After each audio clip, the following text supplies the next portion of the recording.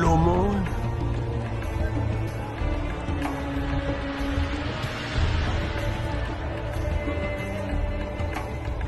L'aumône. L'aumône. Comment oses-tu me toucher? Tu veux que je sois aussi sale que toi? Je ne devrais même pas te permettre de mendier à ma porte. Pardonne-moi, Seigneur. Pardonne-moi, je n'ai pas mangé depuis des jours. Je me demandais si je pourrais avoir un peu des miettes qui tombent de ta table. Des miettes qui tombent de ma table. Mais alors, que mangeront les chiens? Mes affaires m'attendent. Brûlez-moi ça, c'est infecté.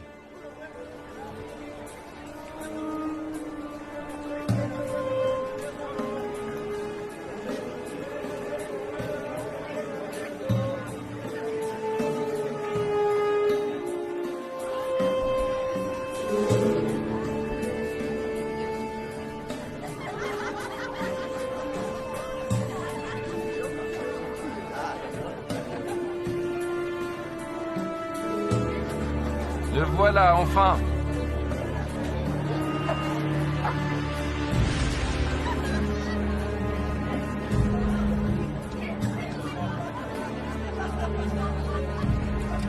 Mon frère préféré. Que me veux-tu cette fois?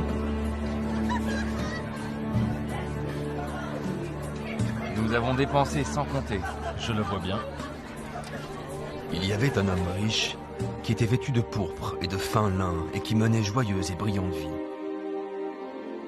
Un pauvre, nommé Lazare, était couché à sa porte, couvert d'ulcères et désireux de se rassasier des miettes qui tombaient de la table du riche.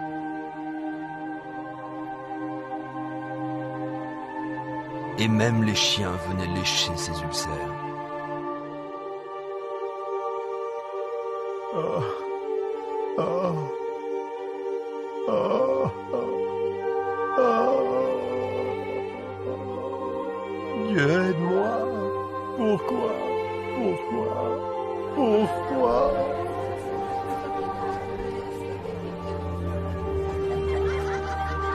Et le moment fut venu pour les deux hommes de mourir et de passer de cette vie à l'autre.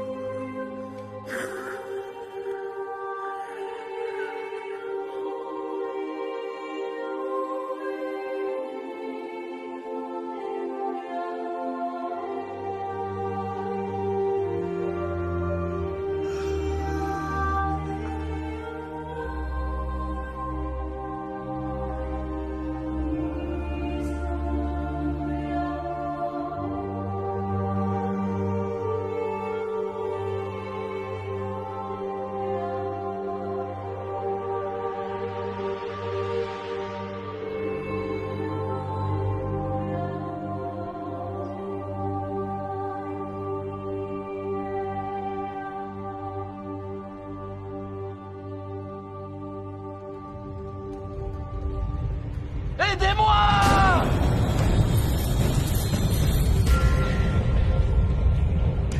Au secours!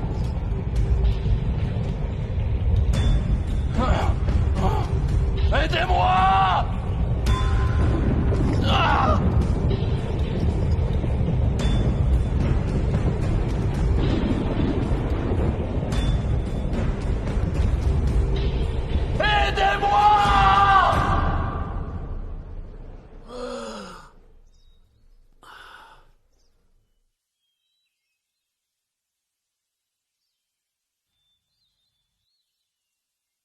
L'aumône.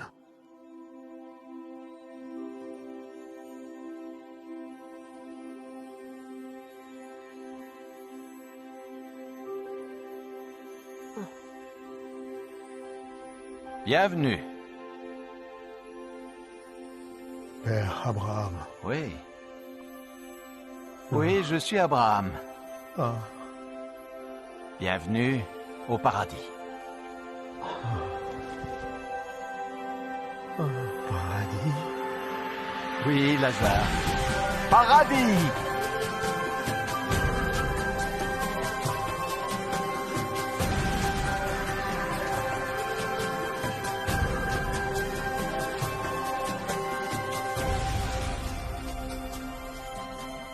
Nous avons préparé un banquet en ton honneur. Oui, oui, viens.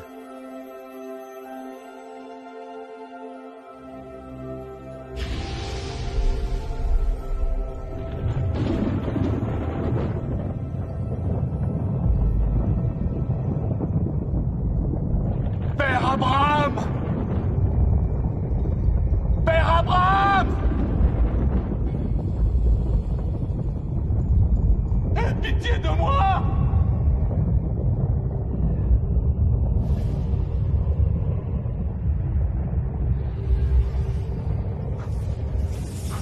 Je t'ai vu avec Lazare! Envoie-le-moi! Pour qu'il trempe le bout de son doigt dans l'eau et me rafraîchisse la langue! Car je souffre cruellement dans ces flammes!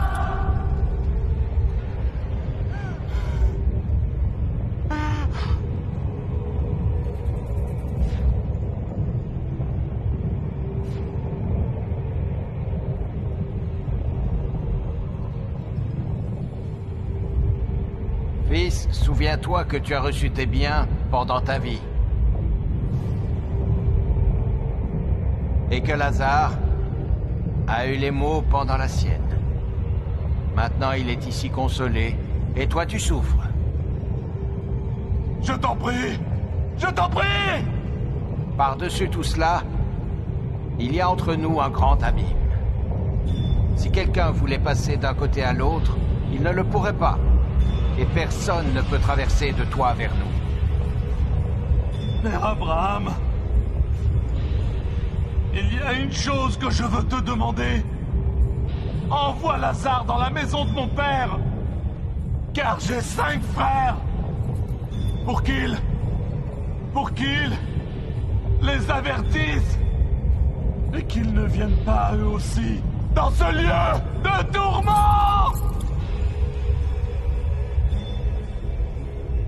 Ils ont Moïse. Ils ont les prophètes.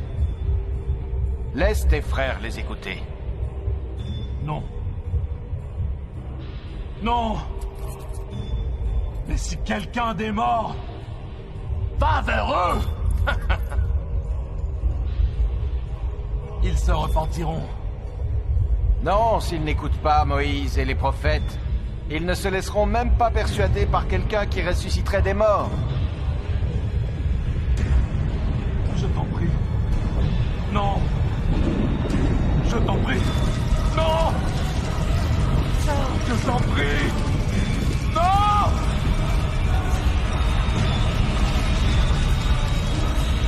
Non. Non.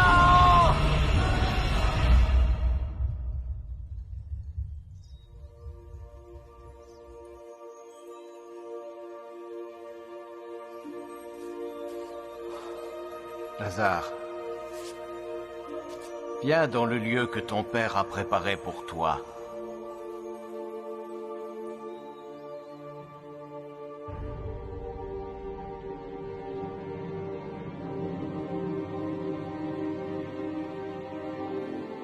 Maintenant, nous pouvons diviser ses biens. Nous serons tous riches. C'est ce qu'il aurait voulu.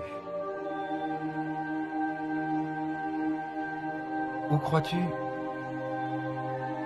qu'il soit maintenant? Il était riche dans cette vie. Je suis sûr qu'il l'est aussi dans l'autre.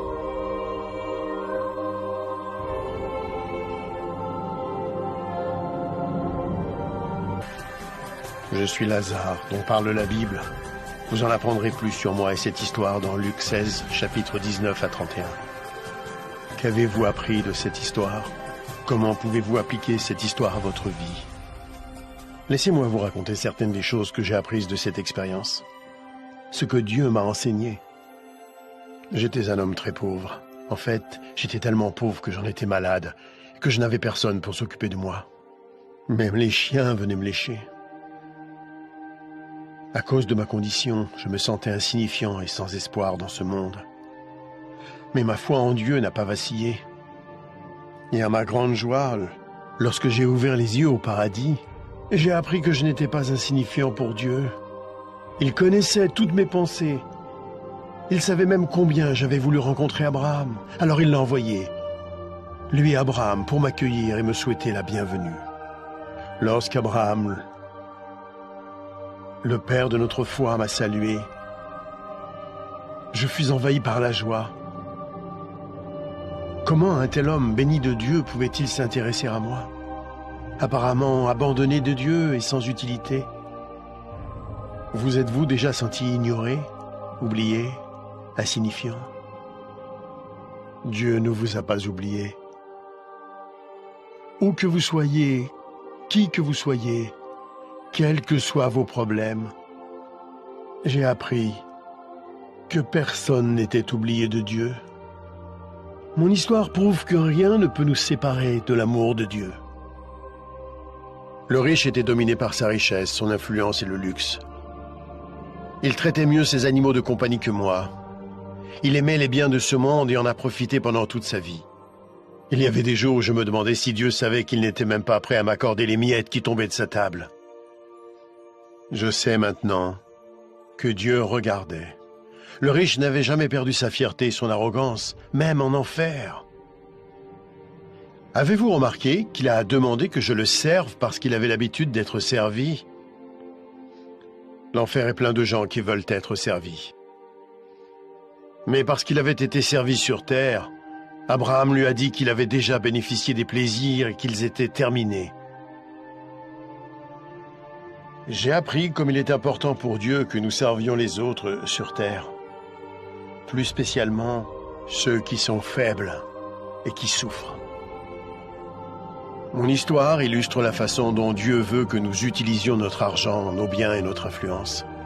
Il est clair qu'une courte période nous est accordée sur terre pour tester la façon dont nous utilisons ce que Dieu nous accorde, pour nous-mêmes ou pour les autres. Ce n'est pas faux d'avoir des biens ou d'être pauvre. Ce qui est faux, c'est de refuser de servir les autres. Jésus-Christ a dit que même lui était venu servir, non pour être servi. Si vous utilisez l'argent et tout ce que Dieu vous a donné pour servir les autres, il sera satisfait, quoi que vous possédiez. Vous pouvez vous interroger sur l'enfer et le paradis, et sur ce qui arrivera après votre mort. Christ viendra au dernier jour pour juger le monde. Le jour du jugement, le méchant sera envoyé en enfer, un lieu de tourment terrible et infini. Mais le juste sera emmené au paradis, un lieu glorieux et heureux où il sera pour toujours auprès du Seigneur Jésus-Christ.